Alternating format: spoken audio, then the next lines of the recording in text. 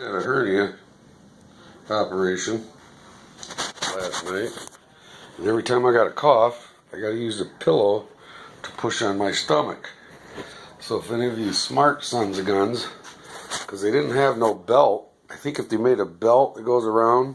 it's got like an air pump, like in a car back seat for your back or something, you could pump up in a certain spot where the hernia is at, so you could cough and keep a belt on.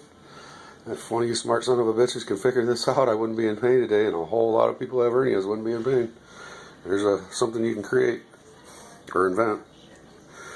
or at least give me a couple dollars for telling you about it.